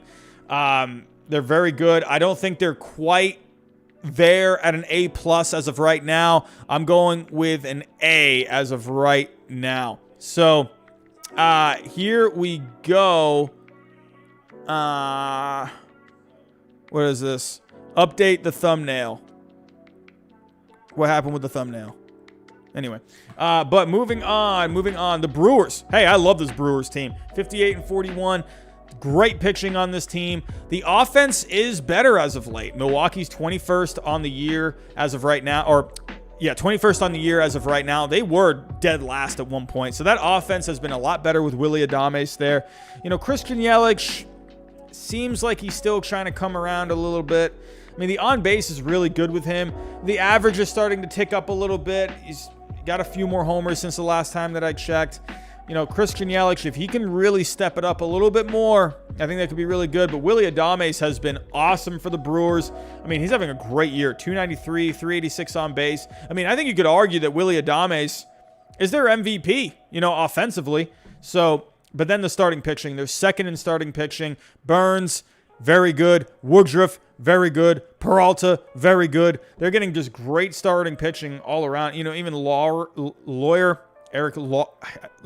it Lawyer? I think it's Lawyer. Adrian Hauser, you know, solid for the most part. 4.68 FIP is a little high. But love me some Corbin Burns. Love some Brandon Woodruff. This is going to be a tough team, man. It's going to be a tough team, you know, in the playoffs. They're not going to be easy to beat with that starting pitching. So for the Brewers, as of late, you know, 5-5 in their last 10. They've won a couple in a row. I want to put the Brewers, I really do want to put the Brewers as an A as of right now. I just love that starting pitching. Actually, let me take a look at the bullpen. I didn't look at the bullpen. The bullpen for the Milwaukee Brewers, they're 15th. It's, you know, Hader's been really good. With the, you know, Devin Williams, he got off to a bit of a bumpy start this year, but he's been really, really solid. They got a few other guys here that are solid, but I think they could use a boost in that bullpen, you know, solidify it just a little bit more. I mean, Hader obviously has been just locked down this year. So for the Brewers, I really do want to put them as an A. I really do. So, you know what? I'm going to let you guys pick. Where are the Milwaukee Brewers going to go? Are the Milwaukee Brewers an A? Or do you think they're not quite there yet? A or a B+? Let me know. I'm seeing an A, an A, an A. Ooh, I think I'm seeing more A's. You guys have spoken. I'm seeing more A's for the Milwaukee Brewers. Let's do it. The Milwaukee Brewers are an A. I think you could say they're probably right here, an A or a B+. I think they're kind of in between. But hey, I'm going to listen to you guys. I'm going to go for an A for the Milwaukee Brewers. So, Taking a look up next with the Chicago White Sox. Hey, this White Sox team, you know, the one thing about the White Sox, they are a very solid team. A very, very solid team. But against teams that are over 500, they are 8 games under 500 against teams that are over 500 on the year, 20 and 28. They got to work this out, man. You got to start playing better against some good teams, Chicago. I think you have a good team. So let's take a look at Chicago as of right now. Chicago, with that offense, they're second in offense as of right now. I think they could use a little more power. I think they rank, let's see, it's like what, 23rd? 24th? So they could use another power bat. They are going to get Eloy Jimenez back soon, so that should help. Luis Robert's going to come back soon. So, hey, look out for the White Sox getting these guys back. And hold on, let me click that again.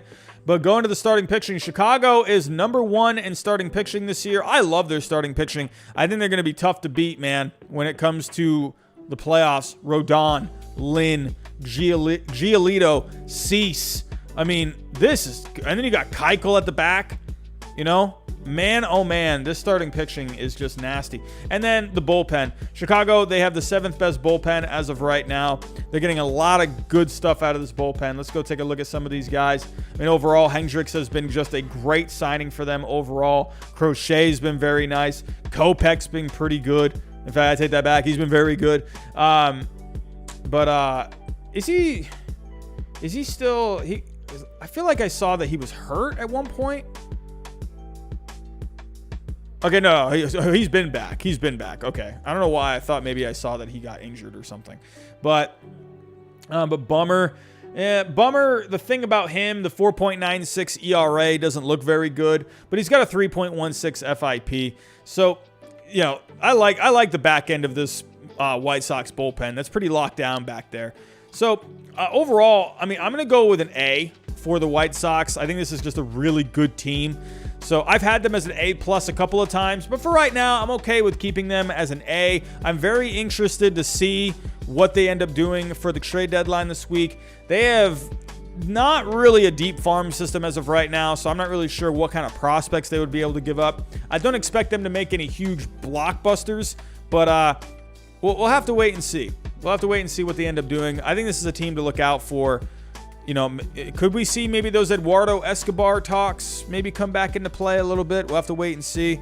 So, hey, White Sox I have as an A for right now. Tampa Bay, 60 and 40. I love this team. Okay, as a Red Sox fan, I just can't stand the Tampa Bay Rays because they just are so pesky and they're so annoying. But man, oh man, it's a good team. They're 2.5 back right now for the best record in all of Major League Baseball. They're 7-3 in their last 10. I just like this Rays team, man. They're 1 game back in the division. I think this is a team I think a lot of people are still sleeping on. I mean, they got Nelson Cruz. I thought that was huge. Cruz has already been pretty good in the first few games. He's hitting home runs left and right. But for the Rays, let's go take a look. So Tampa Bay, they are 8th on the year in offense. If we go take a look here in the starting pitching, you know, losing Glasnow kind of hurt, and they also just traded away Rich Hill. I didn't mention that with the Mets. I mean, hey, Rich Hill, if he can stay healthy, he's going to give the Mets some innings. But for the Rays, you know, it's an interesting team. It's an interesting organization, the way they handle their starting pitching. So the Rays overall, let's go pull up their rotation currently. If they can get Glasnow back, I think that would be huge. Let me actually see. Is there any word on Glasnow lately?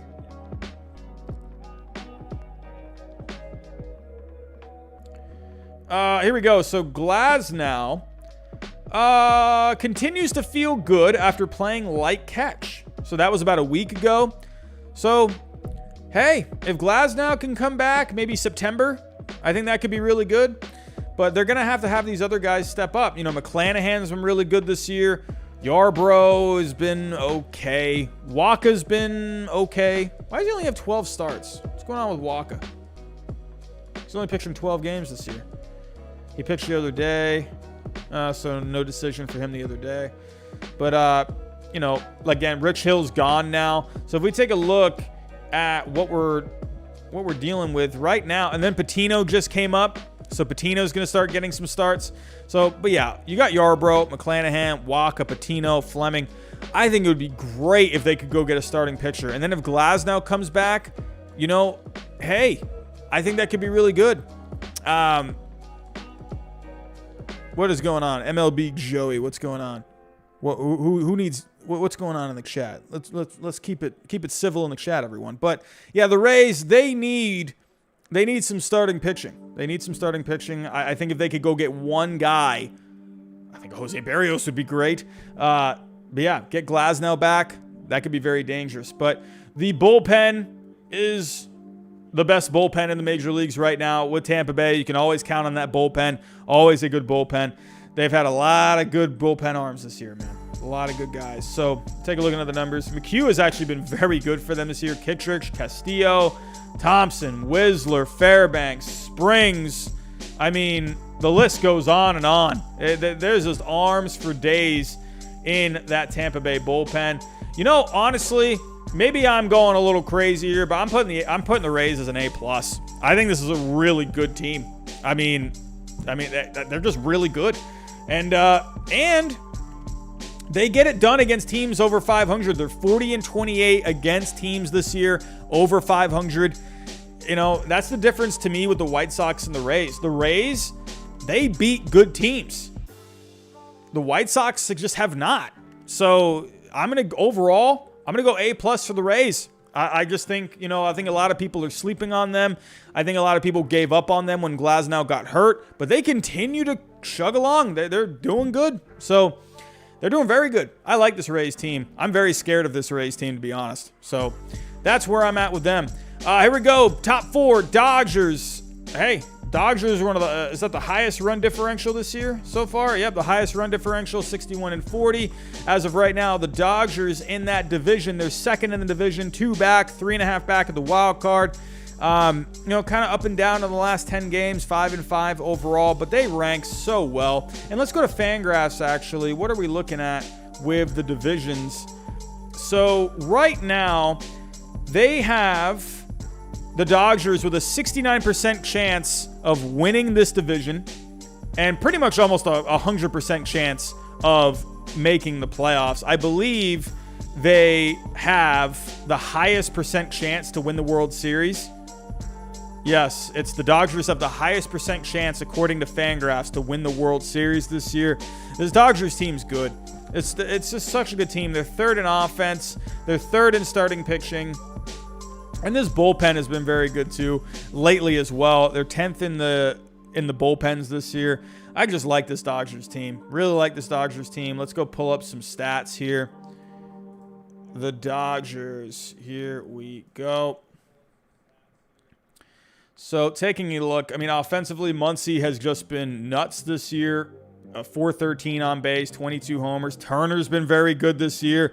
You know, Mookie Betts did just go on the DL, but Mookie Betts has actually been playing really well lately. He wasn't doing very good there in the first couple of months, but Mookie Betts, he's been turning it around. 14 home runs, 40 RBIs, 270 average. That average at one point, I believe, was in the 240s, so 374 on base. Mookie Betts doing great. Will Smith, I feel like, has been a pretty underappreciated guy this year. Great defense from him, good offense, and all-around catcher this year. Taking a look, I don't know what's going on with Trevor Bauer. I feel like at this point, Trevor Bauer is not going to come back this year. Maybe he can come back at the end of the year. He can maybe come back for the playoffs. I don't know. It's going to be interesting. I don't know how that case is going to go. But as of right now, it's not looking good if Trevor Bauer is going to come back this year. But yeah, Buehler's been great this year. He's quietly having a good year. Kershaw, he's had a very solid Kershaw year again. Julio Urias has really stepped it up this year. It's good to see that he's, you know, getting starts consistently. So, I mean, yeah, they lost Dustin May at one point, but hey, they're having these guys get their starts. Obviously, if you can get Bauer back, that's going to be obviously very good. But I don't know. I don't know at this point with him. I'm not really sure what to think. But the bullpen, you know, training's been good. Kenley Jansen getting booed off the field lately. He has not been very good, but look at Joe Kelly. Look at Joe Kelly having a pretty decent year. Nelson's been good this year. What a good pickup for them. Knievel has a very good FIP, a 4.50 ERA, but the FIP is very good. So they're getting a lot of guys with a lot of strikeouts. That's what I like about this Dodgers bullpen. So I think for the Dodgers, you have to consider them an A+. I just think they're still one of the top dogs in Major League Baseball as of right now. So that's where I'm at with them. Moving on to the Houston Astros, 61-39. They're just playing great baseball lately. 7-3 in their last 10. They've won 3 in a row. Very good offense. Let's take a look at the Houston Astros. I just mentioned that they have the second best chance to win the World Series this year. They have the best offense in the major leagues this year by far, not even close. And if we take a look here, Houston's starting pitching has actually been very solid this year. They're 9th overall on the year right now. Greinke, Framber Valdez, Odorizzi, Lance McCullers Jr. They just got guys that are making their starts. I mean, you got Christian Javier back there as well. The starting pitching has been surprisingly deep. And let's take a look. The bullpen needs a tweak, though. I worry about this bullpen. They need another arm out there.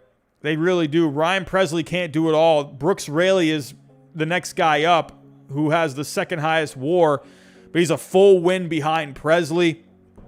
I mean, yeah, sure, Presley's been getting it done in the closer role, but they're kind of lacking a little bit in guys behind. I mean, they got a couple of guys here, but I mean, they are getting Christian Javier thrown out of that bullpen decently, but they need another guy or two.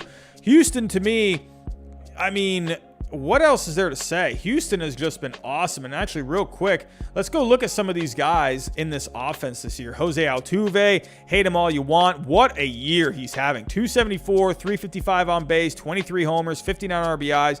Correa's having a really solid year. Kyle Tucker's been really underrated this year. Brantley's been quietly having a good year. I mean, Gurriel's been good. Yordan Alvarez is back to mashing the baseball. I mean, Miles Straw's been okay. I mean, Bregman is not even at his, Bregman self. 275 average, 359 on base, only 7 homers, 34 RBIs. But, I mean, this offense is just so good. So, Astros, easy A+ for me. Moving on. Now my Red Sox, 61-39. This Red Sox team, they're not going to jump off the page at you with their rankings. They're 7th overall in the offense. They are starting pitching. They are 6th overall in starting pitching. And the bullpen, they're 5th overall. This is just a really solid team. It's a really solid team. While they may not jump out at you with stats, yes, they have some guys with some nutty stats on the team. Devers, Bogarts having great years. Starting pitching has been solid for the most part. Bullpen has been very good. Phillips Valdez the other night was fantastic. Matt Barnes has been amazing this year. But the Red Sox, where they really jump out at you, the intangibles. They just win games. They just find ways to win games. They have different guys stepping up all the time. Kike Hernandez doesn't have the best numbers this year, but the guy just gets it done at the right time. That's where Alex Cora plugs in the guys at the right time. That's just how it is. To me, I'm not being biased. I'm telling you as a baseball fan, I think Alex Cora is the best manager in Major League Baseball. I really think that. The guy continuously, when he is given the flexibility, when he is given the resources, Alex Cora, time and time again, pushes the right button.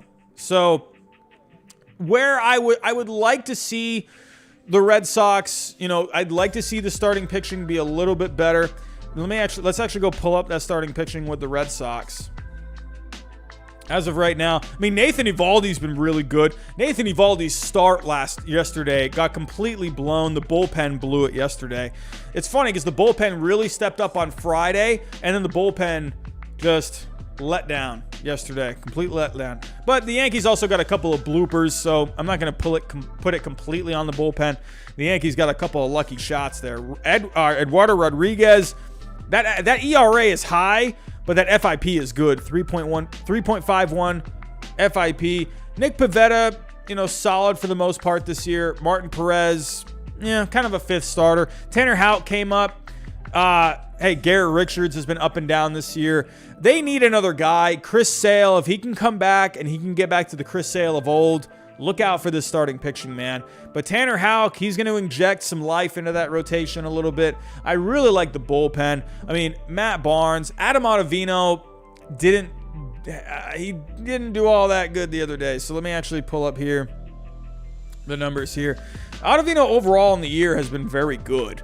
So Whitlock has been amazing. Taylor, Valdez. I mean, there's a lot to like in this bullpen. You know, even Yaxel Rios, you know, he's been throwing a lot lately. I've been noticing he's been getting a lot of innings. He throws hard, but the results just aren't really there. But, you know, Sawamura, FIP is so high with him, 5.44. But the ERA, the defense really helps him out, 2.87 ERA. So I think for the Red Sox right now, I just think they find ways to win games. I think right now, for the Red Sox, I think you got to put them as an A+. I think you have to put them as an A+. They're leading the division. They have the third best record. They're the second best record in baseball. They're very good against 500 teams over 500, 38-27 on the year. They just took 3 out of 4 against the Yankees. I think this Red Sox team is really good. Now, come playoff time, I'm curious to see how they do against, you know, these top tier teams in the playoffs. Like Houston, they've struggled against this year. Tampa's always a dogfight. How are they going to do against the White Sox with that starting pitching? You know, it's going to be, hold on. What is going on here? Okay, timeout, you go. But so for the Red Sox overall, you know, I think you got to put them as an A+. I think you got to put them as an A+. I mean, I know a lot of teams will think, or a lot of people will think maybe they're an A, but right now they just find ways to win. And, you know, it's simple as that. They just win games. So, and they get it done a lot. So, and they have different guys step up all the time. Here we go. Moving on, our last team, San Francisco. I mean, what a good year for San Francisco. What a good year. San Francisco overall, they are 6 in offense. They definitely could use another bat, I think. That starting pitching has been fantastic with Gausman and Wood and DeSclafani. I mean, good grief. Cueto's been good. But the bullpen, they have been stepping up in the bullpen lately. They were dead last at one point in the bullpen. So now they're 16th overall. I think if they could go get another bat, if they could get an arm for the bullpen, I think that would be huge for the Giants. They've just been a fun team this year, a very fun team. They're 29-22 against teams that are over 500. I think overall, I think San Francisco, I think you just have to put as an A+. You have to put them as an A+. I think it's as simple as that. And there we go. There are my power rankings for this week. So let me go take a look here, pulling up another tier maker. Now we're going to do the top 10. Let's delete this. Top 10 for tier maker.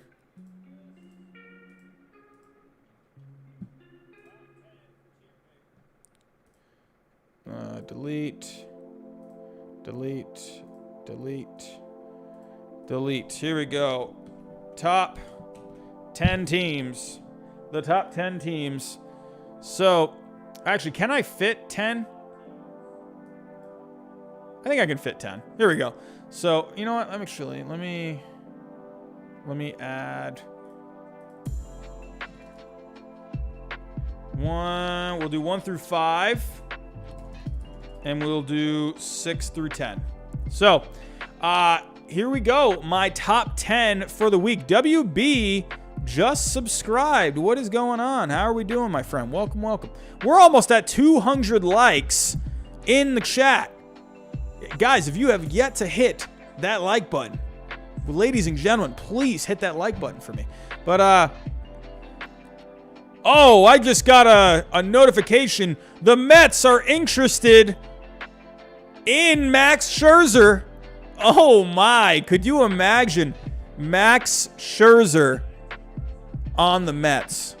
Could you imagine? It just said, that notification said, Mets interested in ace but doubts exist whether Mike Rizzo would be willing to negotiate. I don't see that happening. I don't see that happening. I just don't. Mike Rizzo he's going to have a hard time giving up Max Scherzer. Do you think he's going to want to give him up to the Mets? I don't see that. But here we go. So let's go 6 through 10. So let me just take a look. Here we go. So we got 1, 2, 3, 4, 5, 6, 7, 8, 9, 10. So yeah, pretty much all the teams from B+ to an A+, those are going to be my top 10. So I think right now, I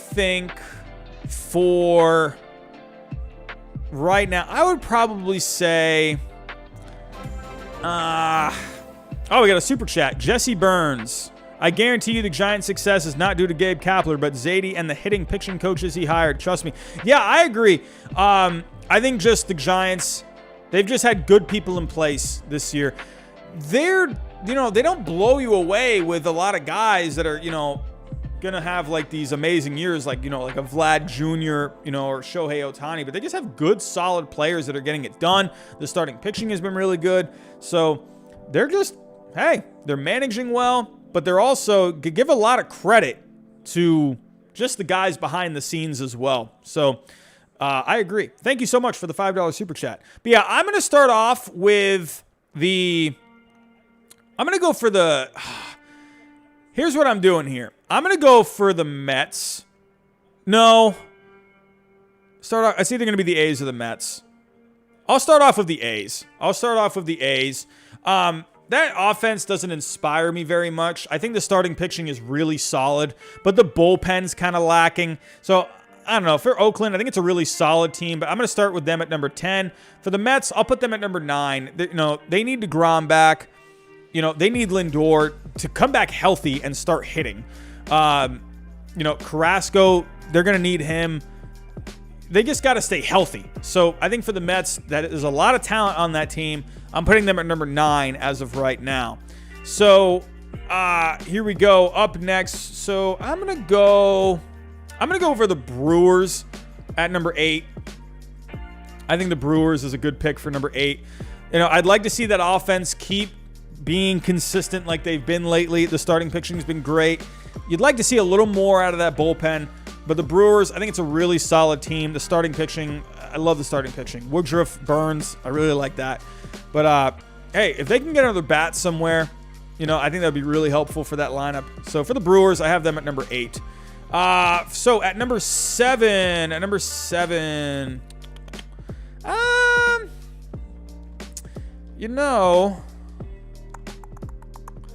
I'm going to go... this is tough. I feel like I'm leaning towards the Padres. I think I'm leaning Padres here because they've just been up and down. They've been up and down lately, and I think there's talent on that team. I like that they just brought in Frazier, but I need to see that starting pitching kind of be a little bit more consistent. I think the Padres definitely could be a top 5 team. But for right now, I think the Padres, I just need to see a little bit more. Okay, let's, goodbye. Here we go. So, Padres, I have at number 7. I just think I need to see that offense continue to do well. The starting pitching, it needs to get more consistent. It needs to get more healthy. If they can add another guy, that's going to be huge. I think they could use another arm for that bullpen. They're playing good baseball as of late. They're 500 in their last 10. So, I don't know. They lost 2 straight coming into tonight's power rankings. So, but yeah. Padres, I have them at number 7 as of right now. So, moving on, I'm actually going to put here the Rays at number 6. I'm going to put the Rays at number 6, and I'm going to put the Red Sox at number 5. I think for the Rays, if they can get one more starting pitcher, I think that's going to be huge for that team. I mean, they run their organization as flawlessly as every other organization in baseball, especially with the little payroll that they have. And for the Red Sox, I'm putting them at number 5 because they are ahead of the Rays in the division. And I just love what the Red Sox make the top 5 for me. Not out of bias, but simply due to the fact they have a different guy step up every single night. It's a different guy every single night. Bogarts and Devers are just having phenomenal years. JD Martinez is having a really solid year. Kike Hernandez is bringing so many intangibles to this team. I just really like this team overall for the Red Sox. The bullpen's been stepping up a lot this year. So really like this. To me, the Red Sox are a top 5 team. I'm gonna put them at number 5. So moving on, I'm gonna put the White Sox at number 4. I'll put the White Sox at number 4. That starting pitching is just so good. Rodon, Lynn, Giolito. I mean, good grief. You know, that White Sox team, that starting pitching is nasty. That offense is just so good. The bullpen is just so good, especially the back end of that bullpen. I really like that White Sox team a lot. I'm actually like debating whether or not to put... here's where I'm actually having a bit of a struggle. Because the White Sox, to me, it's a super talented team. But to me, this White Sox team, they just don't do good against teams over 500. While the Red Sox are 11 games over 500 against teams that are over 500. And the White Sox are 20-28 against teams that are over 500. That's the problem with me for this White Sox team. They really get it done against weaker teams. I feel like I want to put the Red Sox ahead of them. I think I'm gonna do that. I'm gonna put the Red Sox at number 4. I'm gonna put the White Sox at 5. I just don't like where they're at against teams that are over 500. They just don't do good against teams that are good. While the Red Sox, they have proven they can beat good teams. So that's where I'm at. I'm going to put the Red Sox at number 4. I'm going to switch that around. So the White Sox, I just need to see more out of them against good teams. So, and that's a good stat as well, Jason. 10-12 in one-run games. So the White Sox, I think the talent is there to make a deep run in the playoffs. I'm just not sure. I don't know. They got to prove it against these good teams. They got to prove it. So moving into the top 3, I am going to put, this is a toughie. It's going to be the Giants or the Dodgers here. It's going to be the Giants or the Dodgers. The Dodgers are 3rd in offense on the year. They're 3rd in starting pitching. They're 10th in the bullpen. The Dodgers rank better than the Giants in every major category. The problem is that the Giants, they have the best record in all of baseball. So, and the Giants have been getting it done against teams that are over 500. So, that's been the big difference. The Dodgers are 23-25 against teams over 500, while the Giants are 29-22. So the Giants really play their best baseball against the good teams, while the Dodgers are kind of just, they're right at around 500 there. It's weird, It's very weird how the Dodgers rank better, but the Giants have the best record. I'm gonna give the Giants right now the slight edge. I'm going to give the Giants the slight edge. And I'm going to put the Dodgers at number 3. And I'm going to put the Giants at number 2. Which means, overall, my number 1 team in baseball right now are the Houston Astros. I think this Astros team is just nasty right now. I just think this Astros team is nutty. Look, they are 45-25 against teams that are over 500. They're so good. They're so good. I mean, put the trash cans all you want, but they're killing it. They're killing it. It's like, it's nuts. They have the second best chance, according to Fangraphs, to win the World Series. The starting pitching has been really solid. It's the best offense in all of baseball. They need to get another guy or two for that bullpen. They have to. I think if that could end up being an Achilles heel in the playoffs. I mean, bullpens, those are so important in the playoffs, especially those close games. I'm just saying, but for the Astros, to me, they have the best record against teams over 500. They have gotten it done. They're 7-3 in their last 10 games. They've won 3 in a row. I just think that this is it. These are my top 10. The Astros, they're just really getting it done this year. Really getting it done. They need to improve that bullpen, though. So, but that's my top 10. Astros at number 1, Giants number 2, Dodgers number 3, Red Sox number 4, White Sox number 5, Rays number 6, Padres number 7, the Brewers number 8, Mets at number 9, and the A's at number 10. So, everyone, that is all I have for the power rankings this week. I want to just say thank you to all of you for coming out this week. I really appreciate it. We took a few weeks off there. Felt good to be back live tonight. We got a busy week ahead. We got the trade deadline this week. I'm going to be going live as much as I can every night this week. I'm going to try and go live every night this week to talk about rumors and so on. And I'm going to be trying to pump out as many videos as I can. So please stay tuned for all of the trade deadline coverage this week. I'm going to do my darndest to try and cover everything out there.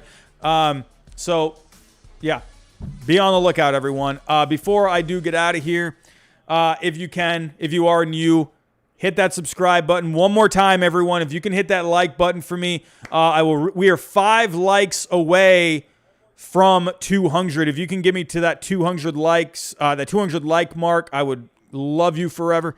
But everyone, that's all I have for tonight. I want to say thank you so much for coming out tonight. We had over 300 people in the chat for most of the night. So I want to say thank you for that. Again, be on the lookout for all the trade deadline coverage this coming week. And, but yeah, have yourself a good night. Have yourself a good week. And I'll talk to you next time.